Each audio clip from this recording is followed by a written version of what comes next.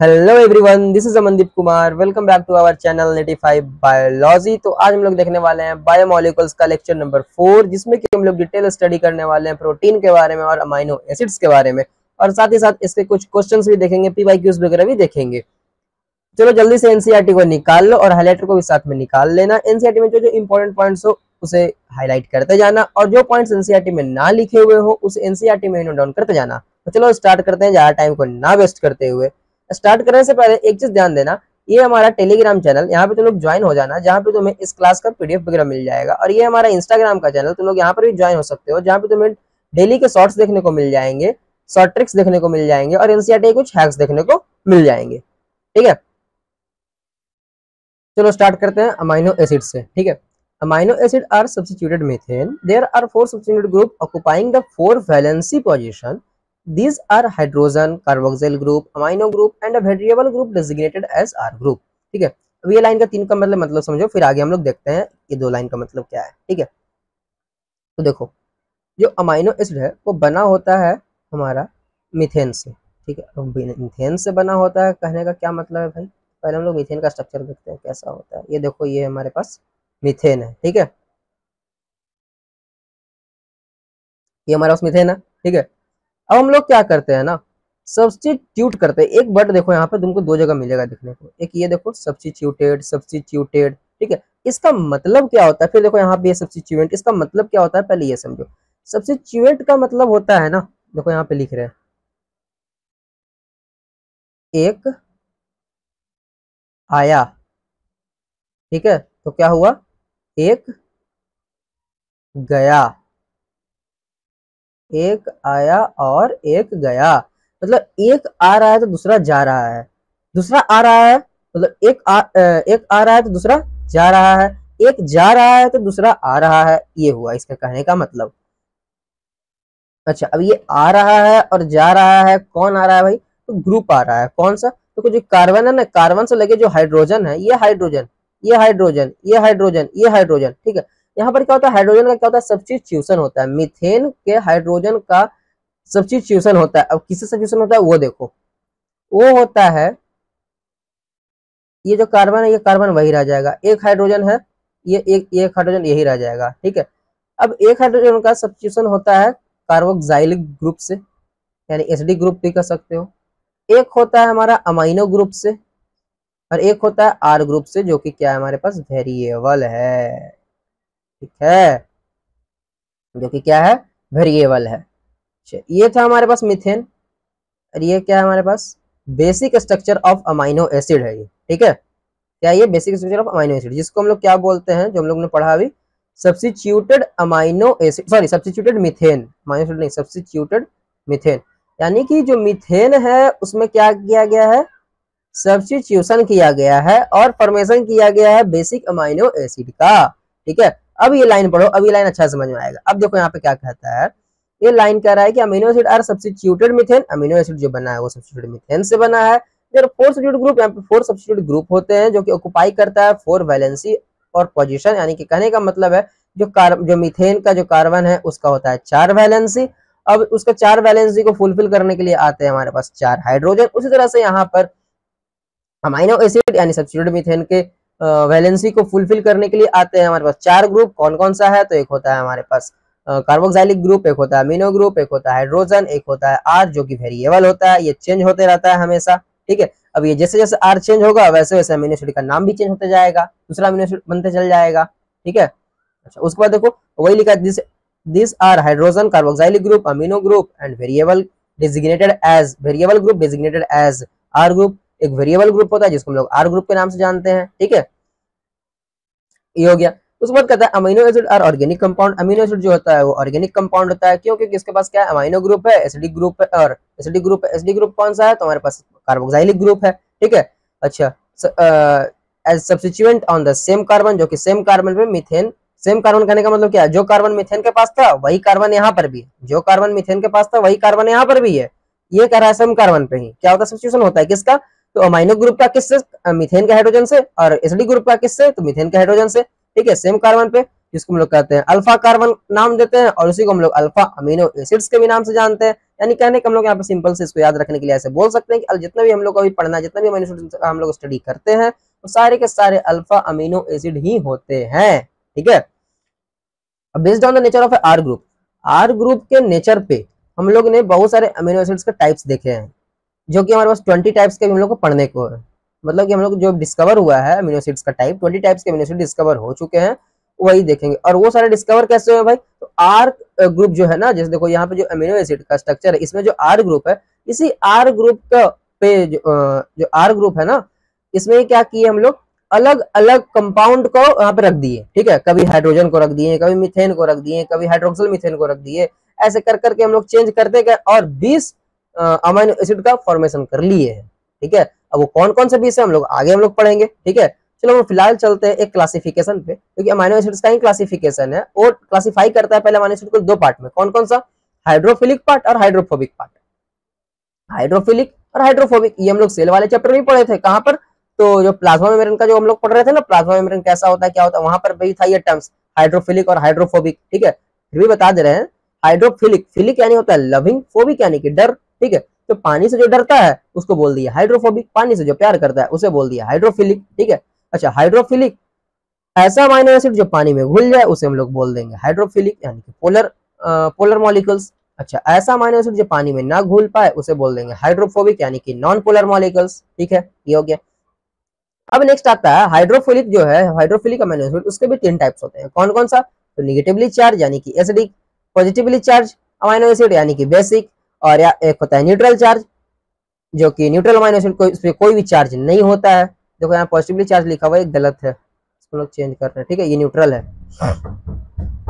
जो negatively charge है वो हो गया हमारे पास एसिडिक, जो पॉजिटिवली चार्ज हो गया वो हो गया हमारे पास बेसिक, और जो न्यूट्रल हो गया ये, इसके पास कोई भी चार्ज नहीं है। समझे, ये हो गया। तो चलो सबका एग्जांपल देख लेते हैं एक एक करके। एसिडिक में हमारे पास आ जाएगा पहले aspartic acid, glutamic acid. Basic में आ जाएगा हमारे पास लाइसिन, एल्जिन, हिस्टिडीन।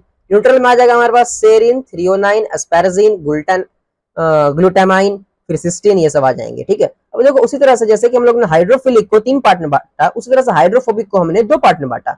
कौन कौन सा, एक हो जाएगा हमारे पास एलिफेटिक साइड चेन, एक हो जाएगा aromatic side chain. Aromatic side chain को हम लोग पहले देखते हैं, एलिफेटिक को नहीं देखते, क्योंकि एलिफेटिक में ज्यादा याद करना है। ठीक है, देखो एरोमेटिक को तुम लोग जब याद कर लोगे तो जितना भी सारा बचा वो सारा आ जाएगा तुम्हारे पास एलिफेटिक वाले में। तो इसको तुम ऐसे भी याद रख सकते हो, तुम हाइड्रोफिलिक वाले को याद कर लिए, एसिडिक, बेसिक और न्यूट्रल को। उसके बाद हाइड्रोफोबिक में तुम एरोमेटिक वाले को याद कर लो, क्योंकि एरोमेटिक वाले में 3 है। कौन कौन सा, तो फिनाइल एलानाइन, ट्रिप्टोफैन और टायरोसिन। बाकी जितना भी बच गया वो सारा डाल लो एलिफेटिक साइड चेन में। एलिफेटिक में कौन कौन सा आ जाएंगे भाई, तो इसमें आ जाएगा glycine, alanine, valine, leucine, isoleucine, proline, methionine, ये सारे आ जाएंगे तुम्हारे एलिफेटिक साइड चेन में। ठीक है, तो इसको तुम ऐसे सिंपल याद रखो, अमीनो एसिड्स के 2 टाइप्स। कौन कौन से, हाइड्रोफिलिक, हाइड्रोफोबिक। हाइड्रोफिलिक के 3 पार्ट, कौन कौन सा, हाइड्रोफिलिक का मतलब पहले हाइड्रोफिलिक जो पानी में घुल जाए, हाइड्रोफोबिक जो पानी में ना घुल पाए।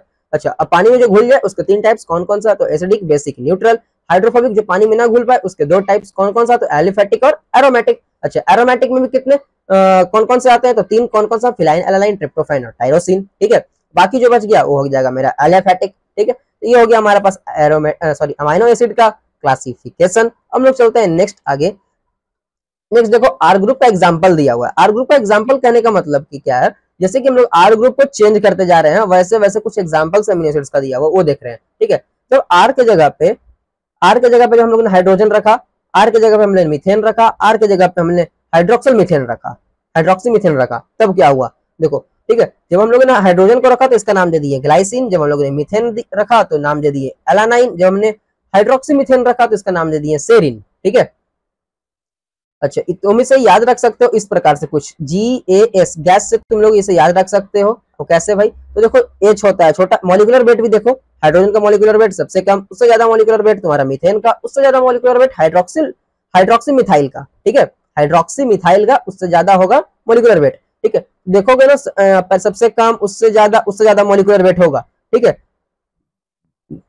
जी का सबसे कम, ए का फिर उससे ज्यादा, एस का उससे ज्यादा। तो इसको गैस से तुम लोग याद रख सकते हो, एक ट्रिक है, निमोनिक से याद करने का तरीका है, और कुछ यहाँ पर है नहीं ज्यादा। ठीक है, ये हो गया। अब उसके बाद कहता है कि the chemical and physical property of amino acid are essentially of the amino carboxyl and R functional group जो केमिकल और फिजिकल प्रॉपर्टी है अमाइनो एसिड का, वो डिपेंड करता है अमाइनो ग्रुप में, कार्बोक्सिलिक ग्रुप में और आर फंक्शनल ग्रुप के साथ। देखो होता क्या है, जैसे कि ये हमारे पास अमाइनो एसिड का स्ट्रक्चर है, बेसिक अमाइनो एसिड का। अब इसके पास है आर ग्रुप जो कि वेरिएबल होता है। अब इस आर वेरिएबल ग्रुप के पास कितने COH यानी कार्बोक्सिलिक ग्रुप लगे हैं, आर ग्रुप में ही बात कर रहे हैं, ये तो लगा ही रहेगा, ये सारे में तुमको देखने को मिलेगा। इतना जो चेंज होगा जो आर में होगा, ठीक है, आर ग्रुप चेंज होगा। अब उसी आर ग्रुप में कितने COOH यानी कि कार्बोक्सिलिक ग्रुप लगे हैं, कितने अमाइनो ग्रुप लगे हैं, उसी के बेसिस पे हम लोग क्या करते हैं, अमाइनो एसिड को बांटते हैं 3 टाइप्स में। कौन कौन सा?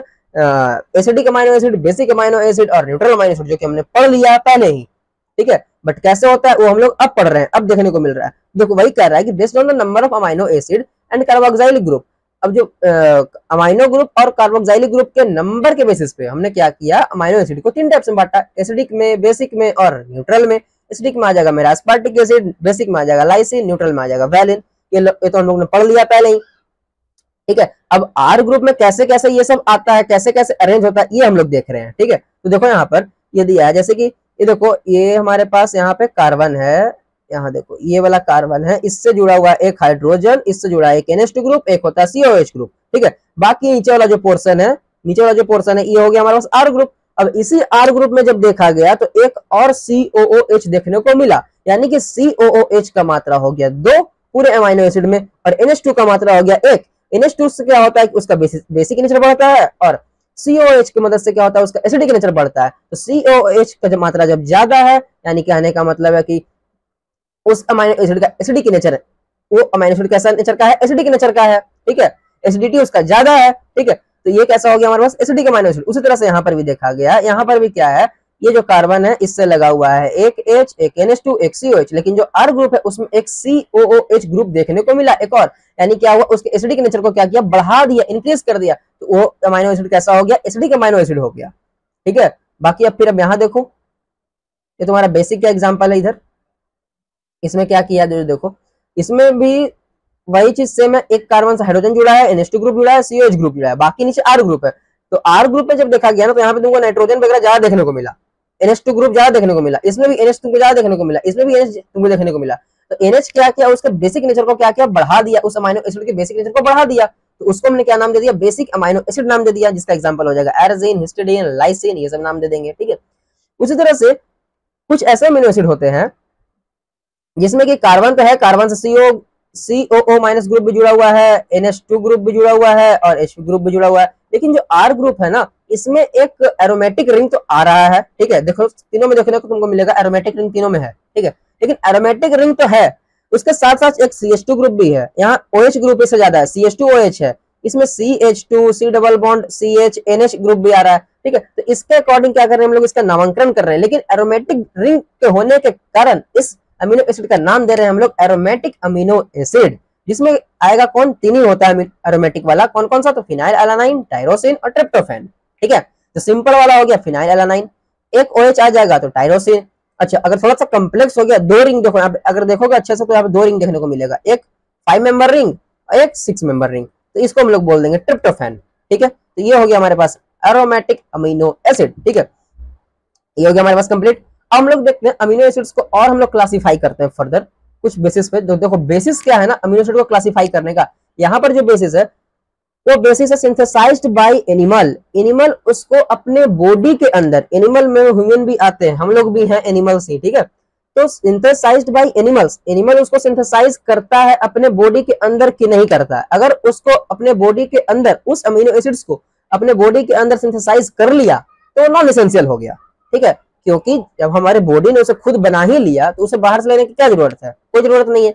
लेकिन कुछ ऐसे अमीनो एसिड जो कि हमारा बॉडी नहीं बना पा रहा है, हमें उसे बाहर से लेने की जरूरत है, उसे हम लोग बोल दिए इसेंशियल अमीनो एसिड, ठीक है। तो हमारा बेसिस क्या हो गया यहाँ पे क्लासिफाई करने का, तो synthesized by animal in their own body, अपने बॉडी में वो एनिमल्स उस अमीनो एसिड का फॉर्मेशन कर पाता है या फिर नहीं कर पाता है, ठीक है। अगर कर पाता है तो नॉन इसेंशियल अमीनो एसिड, अगर नहीं कर पाता है तो इसेंशियल अमीनो एसिड। अच्छा, अब इसेंशियल में कौन कौन से आ जाएंगे, तो आ जाएगा हमारा phenyl alanine, valine, tryptophan, threonine, isoleucine, methionine, histidine, urging, leucine, lysine, ये लाइसिन ये हो गया, ठीक है। अब नॉन इसेंशियल में आ जाएगा क्या हमारा, alanine, asparagine, aspartic acid, cysteine, glutamic acid, glutamine, glycine, proline, serine, tyrosine, tyrosine sorry tyrosine, ये सारा हो गया हमारा। ठीक है, तो हमने यहाँ पे इसेंशियल वाले का भी एग्जांपल देख लिया, नॉन इसेंशियल में कौन कौन आता है वो भी देख लिया। ठीक है, अब देखो इसेंशियल का याद करने का एक ट्रिक है, ये मैं यहाँ पे नहीं बताऊंगा।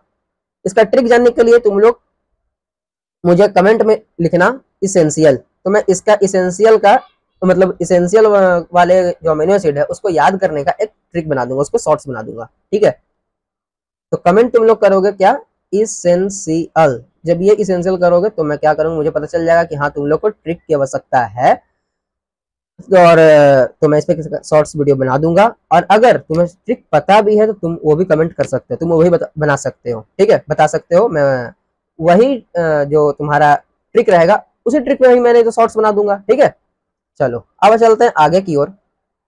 आगे हमारे पास ज्यूटर आयन। ज्यूटर आयन क्या होता है ये हम लोग समझते हैं पहले एक स्लाइड्स। ठीक है, स्लाइड लगा, स्लाइड से समझते हैं नेक्स्ट स्लाइड पे। ठीक है, तो देखो ऐसे फिलहाल याद रखो, जो ज्यूटर आयन है वो अमीनो एसिड का एक प्रॉपर्टी होता है। ठीक है, अब होता क्या है भाई ज्यूटर आयन, तो देखो सबसे पहले हम लोग बनाते हैं अमीनो एसिड। ये हो गया हमारे पास अमीनो एसिड का स्ट्रक्चर है, कार्बन है, कार्बन से एक हाइड्रोजन है, एक कार्बोक्सिलिक ग्रुप है, एक हमारे पास अमीनो ग्रुप है, और एक हमारे पास आर है जो कि क्या है, वेरिएबल है। ठीक है, अच्छा अब इस अमीनो एसिड में ना देखोगे तो तुम्हारे पास दो फंक्शनल ग्रुप देखने को मिलेंगे। अब कौन कौन सा फंक्शनल ग्रुप है भाई इसमें, तो एक ये हो गया COH,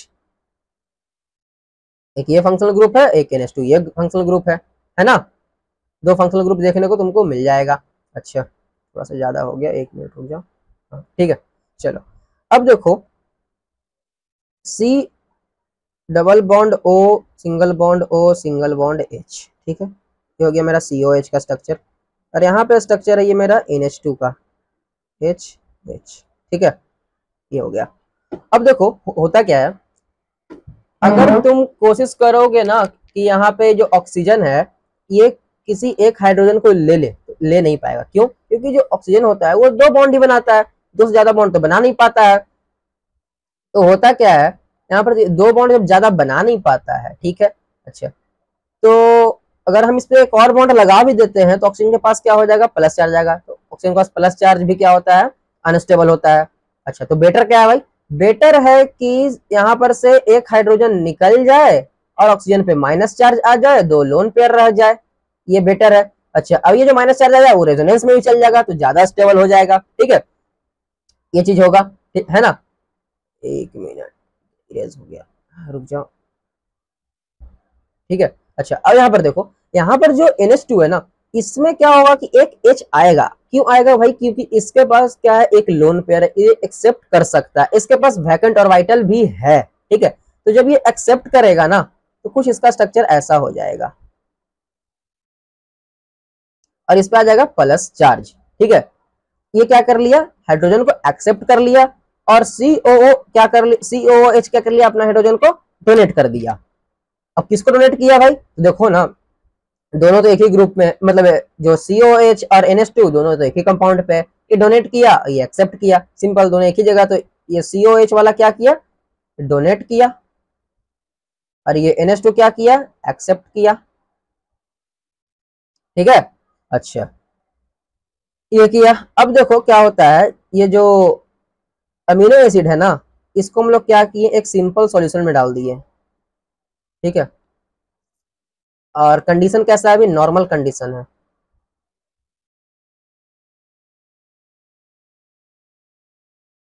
चलो इसको अमीनो एसिड को नॉर्मल कंडीशन में कोई सोल्यूशन में डालते हैं ना तो ये अपना फॉर्म को चेंज करता है। कैसे, तो देखो एक कार्बन है, उससे हाइड्रोजन है, ये R ग्रुप है, ये तो लगा रहेगा, लेकिन जो COO है ना इस पे माइनस चार्ज और NH3 पे प्लस चार्ज आ जाता है, और इसी फॉर्म को हम लोगों ने क्या नाम दिया, ज्वीटर आयन। ठीक है, देखो यहाँ पर बना हुआ है इस डायग्राम में, इसी का हमने नाम दिया क्या, ज्वीटर आयन। तुम लोग कह सकते हैं यहाँ से सिंपल लैंग्वेज में भी कि एक ऐसा कंपाउंड, जिस कंपाउंड के पास, कोई भी ऐसा कंपाउंड, ठीक है, कोई भी ऐसा कंपाउंड हो जिसके पास उसी कंपाउंड में क्या है, एक प्लस चार्ज भी हो, एक माइनस चार्ज भी हो, ठीक है, और उसका नेट चार्ज जीरो हो, उस कंपाउंड का नेट चार्ज जीरो हो, उसको हम लोग क्या बोलेंगे, ज्यूटर आयन बोलेंगे। ठीक है, अब पढ़ो इसको। जैसे देखो यहाँ पर भी है ज्यूटर आयन, क्या है, इसमें एक कार्बन है, R है, H है, NH3 है, इस पे प्लस चार्ज, यहाँ पे O माइनस है। ठीक है, तो इसको क्या बोल दिया हमने, ज्यूटर आयन बोल दिया। अब देखो, अब पढ़ो यहाँ पे क्या लिखता है, लिखता है कि particular property of amino acid, amino acid का एक पार्टिकुलर ऐसा प्रॉपर्टी, ठीक है, कैसा प्रॉपर्टी भाई, तो आयोनाइजेबल नेचर का। आयोनाइजेबल नेचर कहने का मतलब कि आयोनाइज हो जाए, या तो H प्लस ले ले या तो H प्लस को दे दे।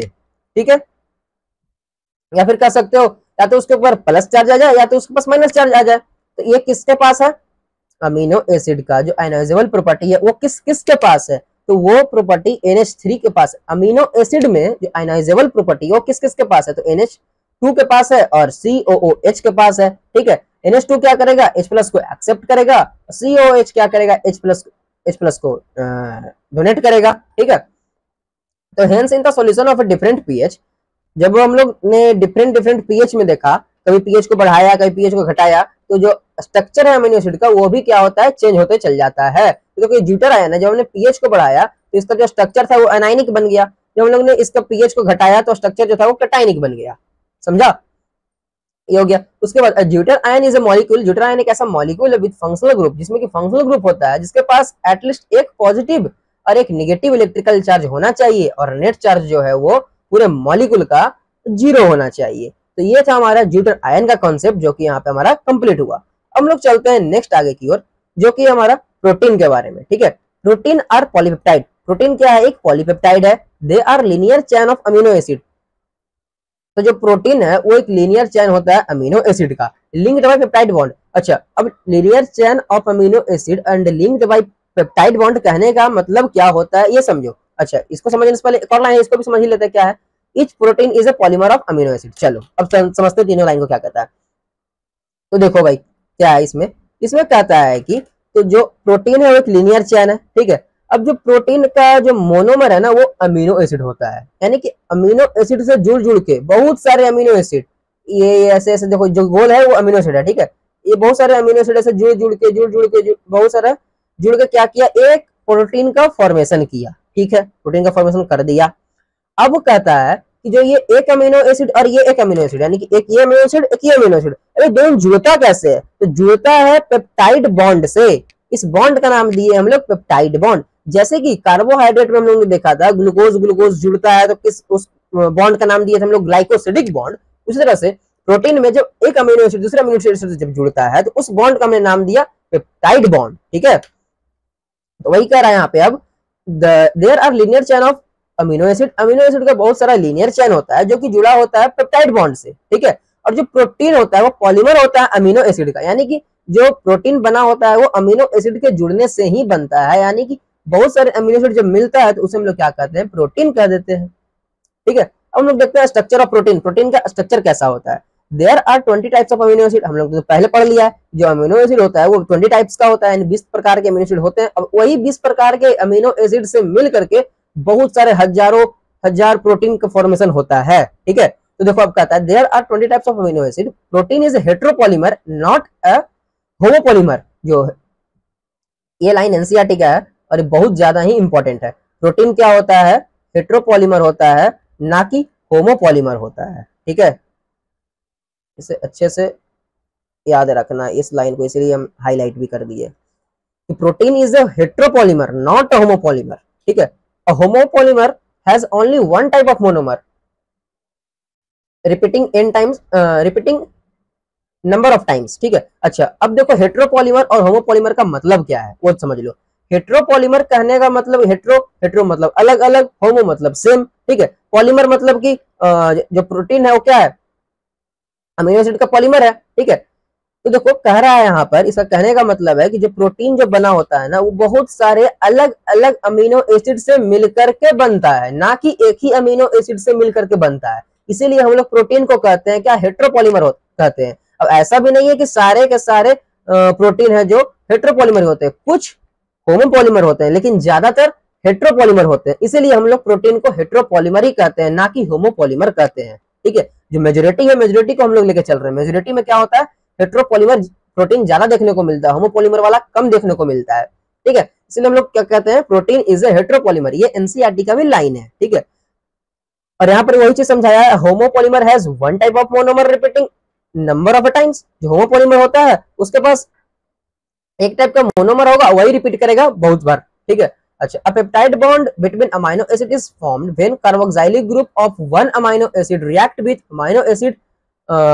the amino group of the next amino acid with the elimination of a water moiety, the process called dehydration। अब देखो, जैसे कि हम लोगों ने कार्बोहाइड्रेट में ग्लाइकोसिडिक बॉन्ड का जब फॉर्मेशन किया था, तो उसमें क्या हुआ था, एक ग्लूकोज, एक एग्जांपल ले रहे हैं, एक ये ग्लूकोज, एक ये ग्लूकोज, ठीक है। दोनों का क्या हुआ, एक इस ग्लूकोज का और इस ग्लूकोज को जब जुड़ना था, जुड़ने के लिए क्या किया, इसने डिहाइड्रेशन किया। जैसे आपस में पहले गुलू गुलू किया, गुलू गुलू करके क्या किया, पानी को निकाला डिहाइड्रेशन प्रोसेस से। डिहाइड्रेशन प्रोसेस जब किया तो उससे क्या हुआ, ग्लाइकोसिडिक बॉन्ड का फॉर्मेशन हुआ। उसी तरह से यहाँ पर क्या होता है, यहाँ पर एक अमीनो एसिड का COOH, ठीक है, एक अमीनो एसिड का COOH और एक अमीनो एसिड का NH2 ग्रुप, एक अमीनो एसिड का COOH ग्रुप और एक अमीनो एसिड का NH2 ग्रुप, दोनों क्या हुआ, आपस में आया, गुल्लू गुल्लू किया, पानी को निकाला, कौन से प्रोसेस से, तो डिहाइड्रेशन का प्रोसेस से, ठीक है। निकाल करके क्या किया, एक बॉन्ड का फॉर्मेशन किया और उसी बॉन्ड का नाम दे दिया हम लोग क्या, पेप्टाइड बॉन्ड, ठीक है।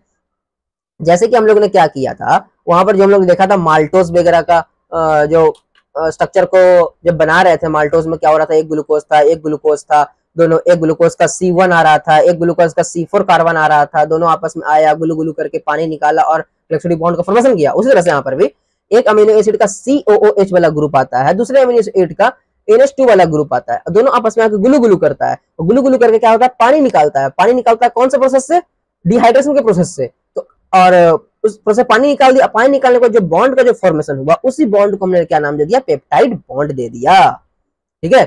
ये हुआ हमारा पेप्टाइड बॉन्ड का फॉर्मेशन।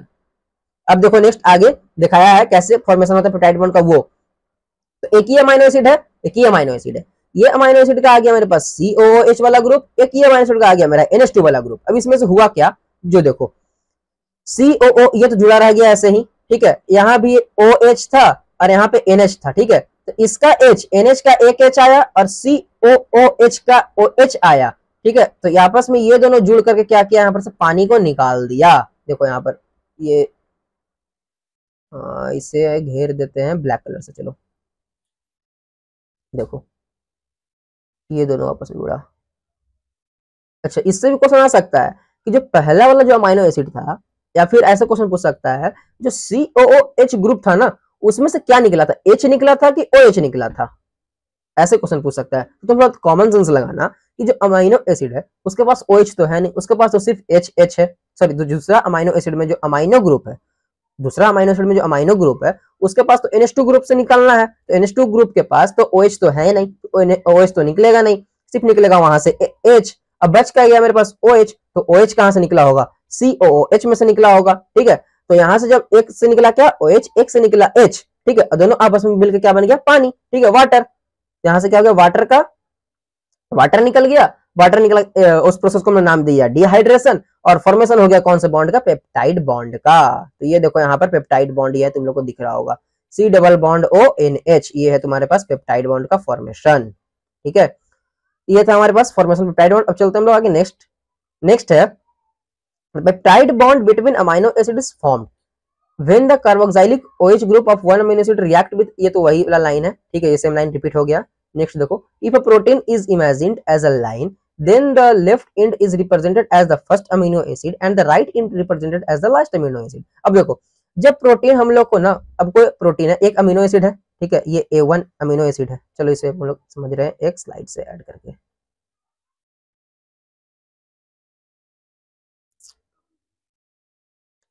देखो क्या है, ये कह रहा है कि ये हमारे पास एक अमीनो एसिड है A1, फिर ये A2, सब एक दूसरे से लिंक होते जा रहा है, ठीक है, A3, A4, अमीनो एसिड 5, ये यहाँ पे अमीनो एसिड को रिप्रेजेंट कर रहा है, अमीनो एसिड 6, ठीक है।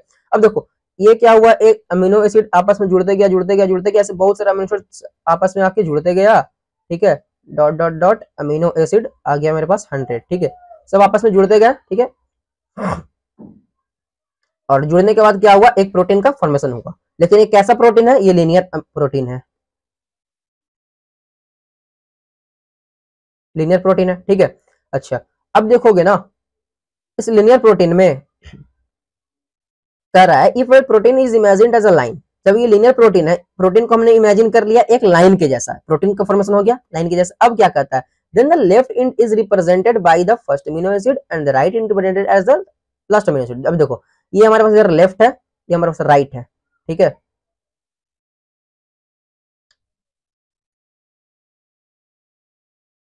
ये राइट है, ये लेफ्ट है। अब जो लेफ्ट वाला जो अमीनो एसिड है ना, ये जो लेफ्ट वाला जो अमीनो एसिड है, इसे हम लोग बोल दिए फर्स्ट अमीनो एसिड, और जो राइट वाला जो अमीनो एसिड है इसे बोल दिए हम लोग ने लास्ट अमीनो एसिड। समझा, ये हो गया। अच्छा, अब नेक्स्ट क्या कहता है, the first amino acid is also called N terminal amino acid and the last amino acid is called C terminal amino acid. अब देखो जो फर्स्ट अमीनो एसिड है इसको हम लोग ने एक और नाम दिया एन टर्मिनल, और जो लास्ट अमीनो एसिड इसका नाम ने क्या दिया, सी टर्मिनल। अच्छा, अब ये क्यों दिया, इसके पीछे भी रीजन है। चलो इसके पीछे का रीजन जानने से पहले हम लोग ये वाला स्ट्रक्चर देखते हैं, इसमें क्या है। तो देखो ना यहाँ पर ये वाला हमारा हो गया लेफ्ट साइड वाला, ये हो गया हमारा राइट साइड वाला, ठीक है। अच्छा, लेफ्ट वाले को क्या नाम दिया हमने, फर्स्ट अमीनो एसिड, राइट वाले को नाम क्या दिया, लास्ट अमीनो एसिड। अच्छा, लेफ्ट को हमने एक और क्या नाम दिया, तो एन टर्मिनल, राइट वाले को क्या नाम दिया, सी टर्मिनल। क्यों नाम दिया भाई, तो देखो क्यों नाम दिया। लेफ्ट टर्मिनल देखोगे तो NH2 जो है ना ये फ्री रहता है, और राइट साइड में ना COOH वाला ग्रुप फ्री रहता है।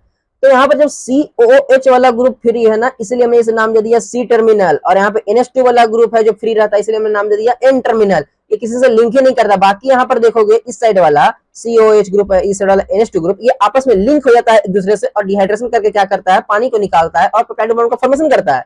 यानी कि ये लिंकेज में पार्टिसिपेट करता है, बॉन्ड बनाने में पार्टिसिपेट करता है।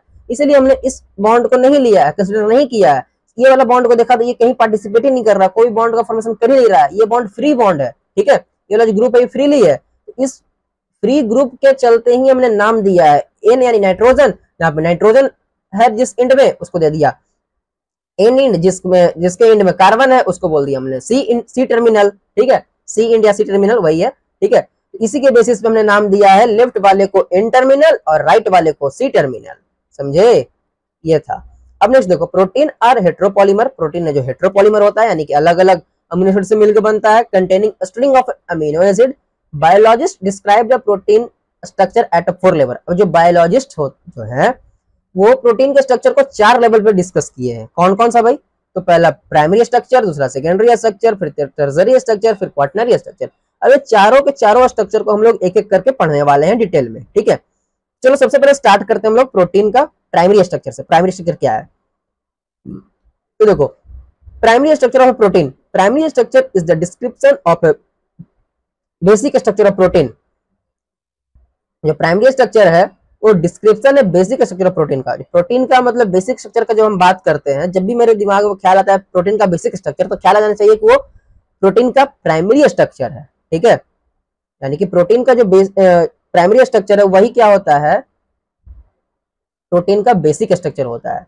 It refer to the sequence of amino acid in the polypeptide chain. अच्छा, और जो प्राइमरी स्ट्रक्चर होता है प्रोटीन का, उससे हम लोग पता कर सकते हैं कि अमीनो एसिड का क्या सीक्वेंस है उस प्रोटीन के अंदर, ठीक है। और उस प्रोटीन के अंदर अमीनो एसिड का कौन सा सीक्वेंस है प्लस में, और कौन कौन सा अमीनो एसिड किस किस के बाद जुड़ा हुआ है, ये भी हम लोग पता कर सकते हैं। किससे, तो प्राइमरी स्ट्रक्चर से, ठीक है। इस सीक्वेंसिंग के लिए भी इसका ज्यादा रोल है। देखो सीक्वेंस ऑफ अमीनो एसिड, पूरी पॉलीपेप्टाइड चेन में अमीनो एसिड का सीक्वेंस पता करने के लिए हम लोग कौन से स्ट्रक्चर को हम लोग प्रीफर करेंगे, तो प्रोटीन का प्राइमरी स्ट्रक्चर को प्रीफर करते हैं, ठीक है। प्राइमरी स्ट्रक्चर होता कैसा है, तो देखो कुछ ऐसा होता है। ये जितना भी बॉल्स इसमें तुम लोग को देखने को मिल रहा है ये सारा अमीनो एसिड है। ये 3 पार्ट को यहाँ पे जूम करके दिखाया है, तो एक ये अमीनो एसिड है, एक ये है, एक ये है, ठीक है। ये हो गया तुम्हारे पास गोल वाला अमीनो एसिड, और ये जो लिंकेज है ऐसा दिख रहा है ब्लैक ब्लैक, ये हो गया तुम्हारे पास पेप्टाइड बॉन्ड, ठीक है। तो ये था हमारे पास primary structure of protein. Next चलते हैं हम लोग सेकेंडरी स्ट्रक्चर पे। The secondary structure in a protein developed due to new steric relationship of amino acid present in the linear sequence of a polypeptide chain। अब देखो जो secondary structure होता है प्रोटीन का वो डेवलप होता है एक स्टेरिक रिलेशनशिप के कारण, ठीक है। क्या होता है, अमीनो एसिड का एक स्टेरिक रिलेशनशिप होता है, ठीक है, लिनियर सीक्वेंस में। पॉलीपेप्टाइड का जो चैन होता है, अमीनो एसिड का जो चैन है, ठीक है, अमीनो एसिड का चैन किसमें हो गया, प्रोटीन में, ठीक है। तो उसमें क्या होता है कि आपस में ही एक स्टेरिक रिलेशनशिप होता है, उस रिलेशनशिप के कारण ही सेकेंडरी स्ट्रक्चर का, प्रोटीन का जो सेकेंडरी स्ट्रक्चर है उसका फॉर्मेशन होता है, ठीक है। अभी जो स्टेरिक रिलेशनशिप है वो स्टेरिक रिलेशनशिप के कारण जो स्ट्रक्चर जो देखने को मिल रहा है सेकेंडरी स्ट्रक्चर, वो भी दो टाइप्स का होता है। कौन कौन सा भाई, एक अल्फा हेलिक्स देखने को मिलेगा, एक बीटा प्लेटेड देखने को मिलेगा, ठीक है। उससे पहले हम लोग ऊपर वाला देखते हैं क्या लाइन लिखा है। A protein thread does not exist throughout an extended rigid rod। और जो प्रोटीन थ्रेड है वो एक रॉड के जैसा, जैसे कि हम लोग ने प्राइमरी में देखा था, पहले वाले में एक रॉड के जैसा था, ठीक है, लंबा सा एक लाइन के जैसा। यहाँ पर तुमको लाइन के जैसा देखने को नहीं मिलेगा। जब thread is folded in the form of helix, अब जो थ्रेड था ना वो हेलिक्स के फॉर्म में तुमको लपेटा हुआ दिखेगा। हेलिक्स कैसा, तो कुछ ऐसा स्ट्रक्चर तुमको देखने को मिलेगा, किसमें, सेकेंडरी स्ट्रक्चर में, ठीक है। Similar to a revolving staircase और a sheet. In a protein, only right-handed helix are observed because all the naturally occurring protein have L-amino acid as their monomer। अब यहाँ पे दो चीज तुमको याद रखने वाली पॉइंट है। एक कौन सा, कि जो प्रोटीन तो हमने हेलिक्स के फॉर्म में मोड़ दिया, उसे हम लोग जो प्रोटीन था वो एक लीनियर स्ट्रक्चर में था, तो वो हमने नाम दिया प्राइमरी स्ट्रक्चर। जब उसे हम लोग हेलिक्स के स्ट्रक्चर में फॉर्म किया, फोल्ड कर दिया हेलिक्स के फॉर्म में, तो उसने हम लोग ने नाम दे दिया सेकेंडरी स्ट्रक्चर, ठीक है। अच्छा, अब जो हेलिक्स के फॉर्म में हमने उसे राउंड किया है, फोल्ड किया है, वो किस साइड से करते हैं हम लोग, किस साइड से, मतलब लेफ्ट हैंडेड फोल्ड होता है कि राइट हैंडेड फोल्ड होता है। तो जो प्रोटीन होता है वो राइट हैंडेड फोल्ड होता है, ये ध्यान देना है, राइट हैंडेड हेलिक्स से वो फोल्ड होता है। ये क्वेश्चन आया हुआ है एग्जाम में, ठीक है, और ये एनसीईआरटी में भी लिखा हुआ है कि जो प्रोटीन होता है वो राइट हैंडेड हेलिक्स से फॉर्म होता है। और कैसा, और नेचर में जितने भी प्रोटीन हम लोग को देखने को मिलते हैं वो सारे एल अमीनो एसिड देखने को मिलते हैं। एल कौन सा, कैपिटल डी और कैपिटल एल, ये तुम लोग को पढ़ना है कहाँ, केमिस्ट्री में पढ़ने को मिलेगा इसके बारे में डिटेल में। फिलहाल यहाँ पे जानो, जितने भी हम लोग को अमीनो एसिड्स पाए जाते हैं नेचर में वो सारे के सारे एल अमीनो एसिड्स होते हैं, ठीक है। कैसे होते हैं, एल अमीनो एसिड्स के ही मोनोमर होते हैं सारे प्रोटीन, ठीक है। कोई भी डी अमीनो एसिड तुम लोग को देखने को नहीं मिलेगा, ठीक है। अच्छा, अब चलो सबसे पहले बात करते हैं अल्फा हेलिक्स का। अल्फा हेलिक्स क्या होता है, in alpha helix the carbonyl of one amino acid, carbonyl जो है एक अमीनो एसिड का is hydrogen bonded to the amino H of amino acid that is four down the chain. This pattern of a bonding pulls the polypeptide chain into a helical structure that resemble a curl ribbon। अब जो helical structure है वो तुमको curl ribbon के जैसा देखने को मिलेगा, ठीक है। अभी ऊपर लाइन का भी मतलब हम लोग समझेंगे, फिलहाल हम लोग आगे बढ़ते हैं। देखो, चलो ये दोनों का पहले मतलब समझ ही लेते हैं, ठीक है, फिर इसको हम लोग बीटा प्लेटेड शीट देखेंगे। देखो इसका मतलब क्या होता है, इसका कहने का मतलब है ना, तो देखो यहाँ पे तुमको अल्फा हेलिक्स देखने को ये है तुम्हारे पास बीटा प्लेटेड शीट है, ठीक है। यहाँ पर स्ट्रक्चर देख लो, ये है तुम्हारे पास अल्फा हेलिक्स का, ये है तुम्हारे पास बीटा प्लेटेड शीट का।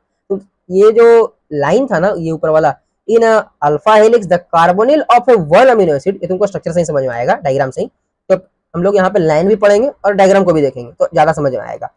Carbonyl of a one amino acid, एक अमीनो एसिड का कार्बोनिल ग्रुप, ठीक है। चलो देखते हैं भाई, देखो carbonyl of a C double bond O को कहते हैं हम लोग कार्बोनिल ग्रुप। इसका एक अमीनो एसिड, सॉरी मतलब एक अमीनो एसिड का कार्बोनिल ग्रुप, ठीक है।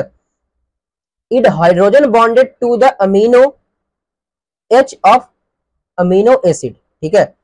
अब ये क्या करेगा ना, जो अमीनो ग्रुप है उसके हाइड्रोजन से जाके ये लिंक करेगा, जुड़ेगा, ठीक है। अच्छा, और किस पोजीशन पे, चौथे अमीनो एसिड से। जैसे देखो कि ये पहला अमीनो एसिड है, दूसरा है, तीसरा है, चौथा है, ठीक है। पहला अमीनो एसिड हो गया ये वाला, दूसरा अमीनो एसिड ये वाला, तीसरा ये वाला, चौथा ये वाला। तो पहला वाला अमीनो एसिड का कार्बोनिल ग्रुप चौथा वाला अमीनो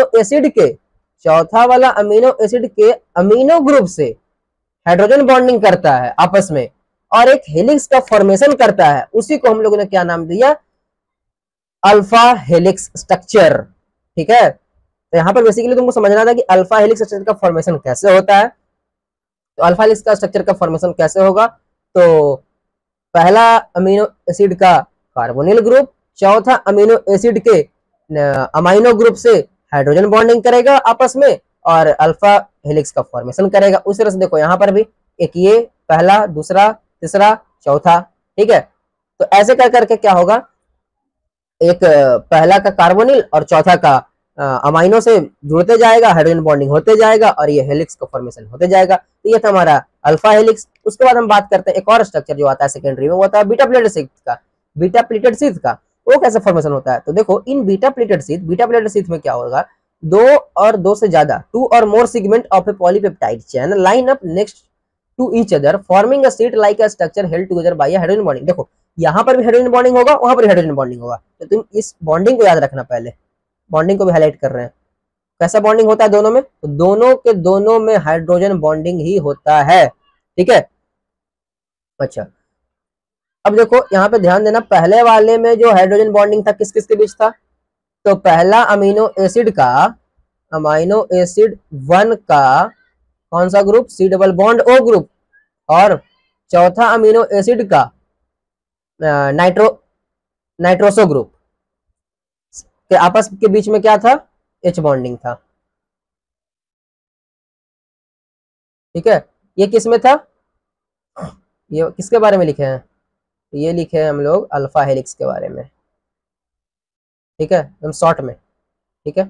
अच्छा अब यहाँ पे देखो, यहाँ पर लिखेंगे हम लोग बीटा प्लेटेड के बारे में, बीटा शीथ के बारे में, चलो बीटा शीथ कर देते हैं।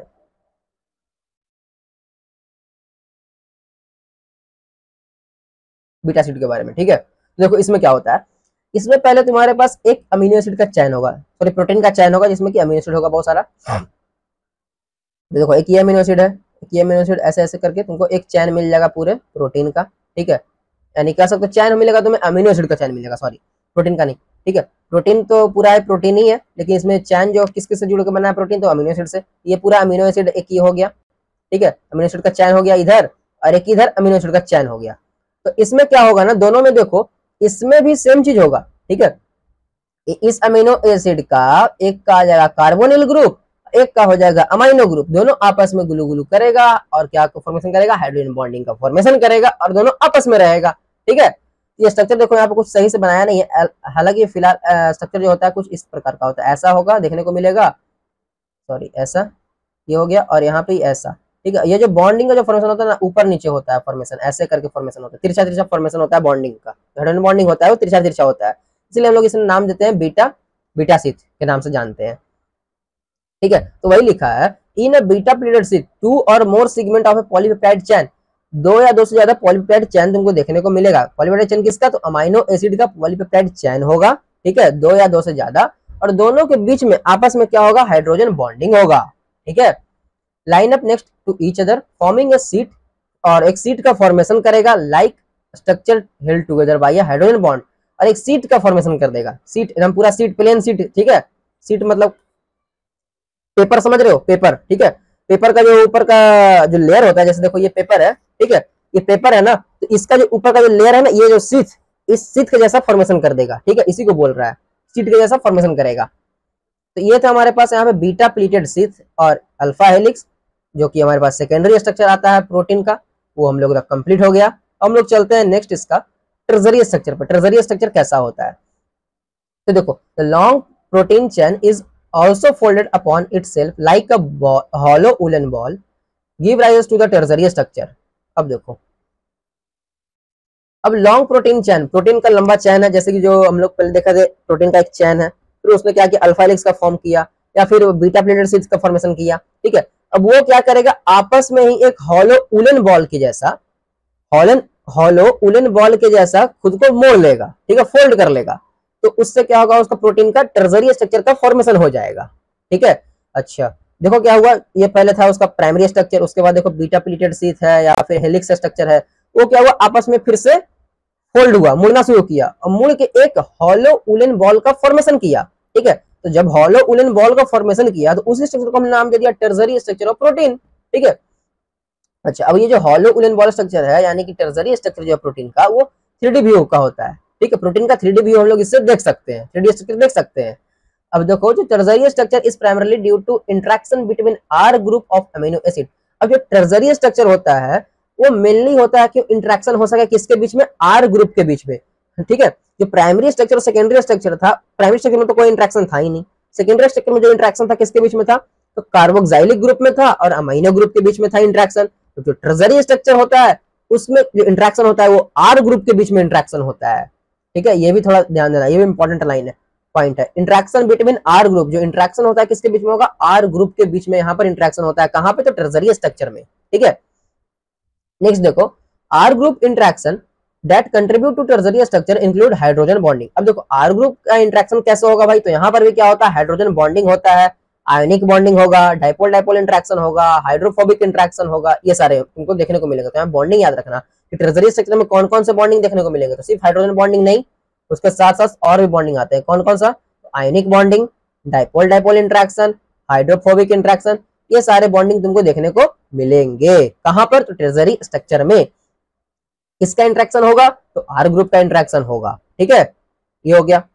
उसके बाद tertiary structure is absolutely necessary for the many biological activity of protein. और जो टर्सरी स्ट्रक्चर है वो एब्सोल्युटली नेसेसरी होता है बहुत सारे बायोलॉजिकल एक्टिविटी के लिए। मतलब कहने का मतलब ये है कि जब हम टर्सरी स्ट्रक्चर से ज्यादा भी अगर प्रोटीन को फोल्ड कर देंगे ना, तो वो एक्टिव नहीं हो पाता है, इनएक्टिव फॉर्म में चला जाता है। ठीक है, तो प्रोटीन को एक्टिव फॉर्म में रहने के लिए बहुत सारा ऐसा प्रोटीन होता है कि खुद को एक्टिव होने के लिए वो अपने आप को टर्सरी स्ट्रक्चर में पहले वो लाता है। मतलब जो उसका क्वाटरनरी स्ट्रक्चर है, यानी कि टर्सरी के बाद जो आता है स्ट्रक्चर क्वाटरनरी स्ट्रक्चर, उसमें वो उतना एक्टिव नहीं हो पाता है जितना कि वो टर्सरी स्ट्रक्चर में ही एक्टिव होता है। इसलिए अगर बाई द वे कोई प्रोटीन है जो कि टर्सरी स्ट्रक्चर में ज्यादा एक्टिव होता है, ज्यादा एक्टिविटीज अपना शो करता है, ठीक है, बायोलॉजिकल एक्टिविटी को शो करता है, वो चला गया क्वाटरनरी स्ट्रक्चर में, तो वो एक्टिविटी नहीं होगा, उसका जो एक्टिविटी है वो स्लो डाउन हो जाएगा, बायोलॉजिकल एक्टिविटी उतना नहीं काम कर पाएगा, वो स्लो डाउन कर जाएगा। तो उसे फिर से एक्टिव होने के लिए क्या होना पड़ता है, उसे वापस से टर्सरी स्ट्रक्चर में आना पड़ता है। इसलिए हम लोग यहाँ पे कहते हैं कि जो टर्सरी स्ट्रक्चर होता है वो एब्सोल्युटली नेसेसरी होता है बहुत सारे बायोलॉजिकल एक्टिविटी ऑफ प्रोटीन के लिए। ठीक है, इसका एग्जांपल क्या है, myoglobin is an example of tertiary structure. Myoglobin जो है वो हमेशा टर्सरी स्ट्रक्चर के ही फॉर्म में रहता है, कभी क्वाटरनरी में जाता ही नहीं है। ठीक है, तो वही करा, myoglobin is an example of tertiary structure. It is a haem containing protein composed of a single polypeptide chain. यहाँ पे हेम कंटेनिंग प्रोटीन होता है जो कि बना होता है सिंगल पॉलीपेप्टाइड चेन से। Large coil peptide called globin, एक लार्ज क्वाइल्ड पेप्टाइड होता है जिसे हम लोग ग्लोबिन कहते हैं, जो कि बना होता है बहुत सारे मॉलिक्यूल्स से मिलके। ठीक है, तो ये देखो यहाँ पर तुमको ग्लोबिन दिख गया पूरा, ग्लोबुलिन, और ये है हेम, अरे जो हेमोग्लोबिन होता है वो उसका फॉर्मेशन का बात कर रहा है। ठीक है, देखो बीच में यहाँ पे मिलेगा तुमको हेम ग्रुप, यानी कि हेम किसे कहते हैं, आयरन Fe2+। ठीक है, ये तुमको देखने को मिल जाएगा Fe2+, और बाहर से ग्लोबुलिन जो कि प्रोटीनियस नेचर का होता है। ठीक है, तो क्या होता है कि आयरन है, ठीक है, ये देखो ये आयरन है, उसके बीच में क्या करेगा, जो ग्लोबुलिन है वो पूरा इसको चारों तरफ से घेर लेता है। ठीक है, इसका स्ट्रक्चर कैसा होता है, तो टर्सरी स्ट्रक्चर होता है। ये हो गया। हम लोग आते हैं नेक्स्ट इसका क्वाटरनरी स्ट्रक्चर पे। ठीक है, क्वाटरनरी स्ट्रक्चर क्या होता है, तो देखो ये क्वाटरनरी स्ट्रक्चर ऑफ प्रोटीन अब देखते हैं। Some protein are an assembly of more than one polypeptide और सब यूनिट। कुछ प्रोटीन जो कि असेंबली होते हैं एक या एक से ज्यादा पॉलीपेप्टाइड और उसके सब यूनिट का। कहने का मतलब ये है कि जैसे कि जो टर्सरी स्ट्रक्चर में हम लोग ने देखा था हॉलो उलन बॉल की जैसा स्ट्रक्चर बना था, अब वही हॉलो उलन बॉल सब क्या होगा, आपस में जुड़ेगा, और जब जुड़ जाएगा ना तो एक स्ट्रक्चर का फॉर्मेशन कर लेता है, मतलब एक बड़ा सा प्रोटीन का फॉर्मेशन कर लेता है, जिसको हम लोग नाम देते हैं क्वाटरनरी स्ट्रक्चर ऑफ प्रोटीन। ठीक है, अब देखो the manner in which this individual folded, अब इस मैनर में ये फोल्डेड होता है। ठीक है, अभी जो प्रोटीन था टर्सरी प्रोटीन वो कुछ इस तरह से फोल्डेड होता है कि पॉलीपेप्टाइड और subunit are arranged with respect to each other is architecture of protein otherwise called a quaternary structure of protein.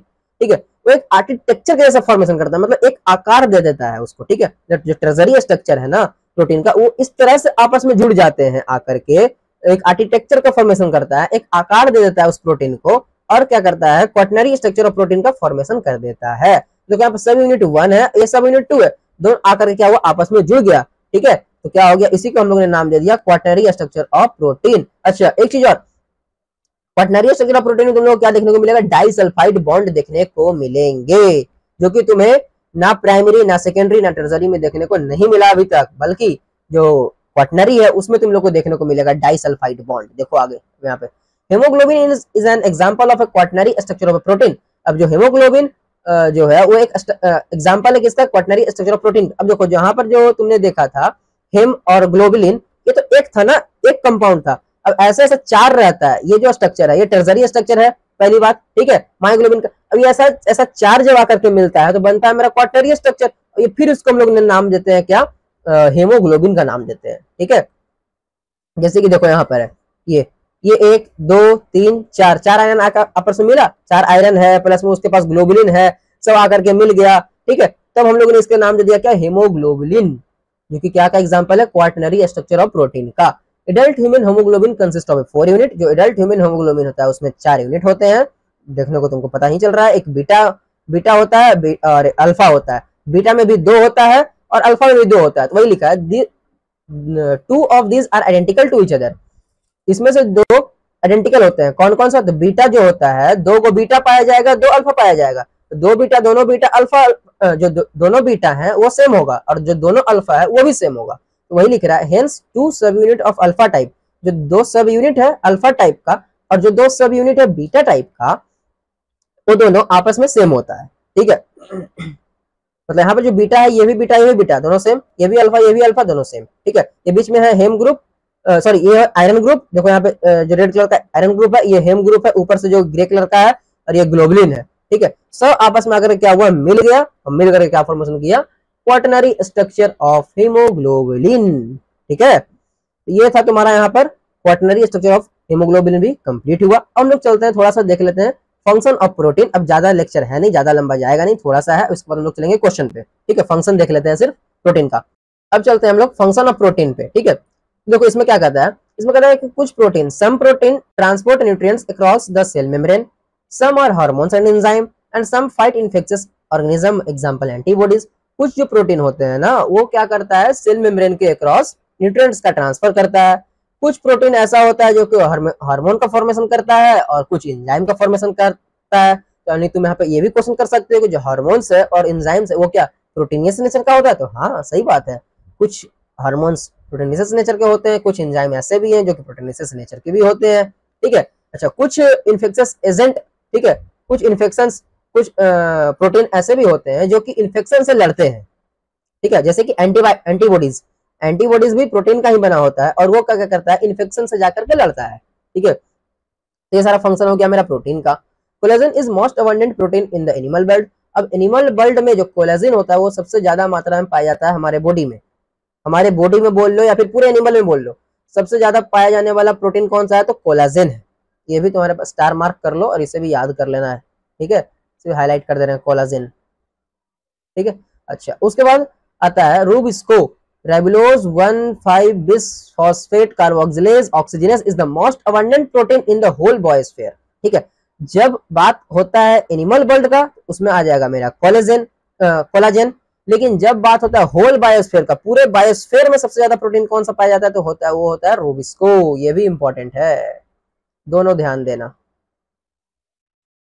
Rubisco किसका है और कोलाजन किसका है। कोलाजन है मेरा एनिमल वर्ल्ड का और रूबिस्को किसका है, तो होल बायोस्फीयर का। होल बायोस्फीयर में सबसे ज्यादा कौन पाया जाता है, तो रूबिस्को, और होल एनिमल वर्ल्ड में सबसे ज्यादा क्या पाया जाता है, तो कोलाजन पाया जाता है, ठीक है।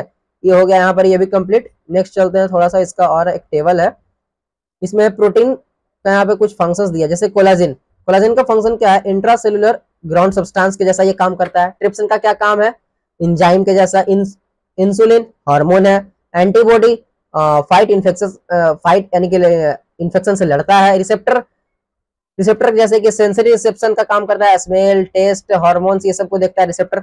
GLUT4 क्या करता है, enable glucose transport in cell, मतलब सेल के अंदर ग्लूकोज को लेता है GLUT4, ठीक है, मतलब कि ग्लूकोज को आने देता है सेल के अंदर, ठीक है। अगर GLUT4 सेल के पास ना रहे, ठीक है, तो ग्लूकोज जो है वो सेल में नहीं आ पाएगा, सेल में इंटर नहीं कर पाएगा, ठीक है।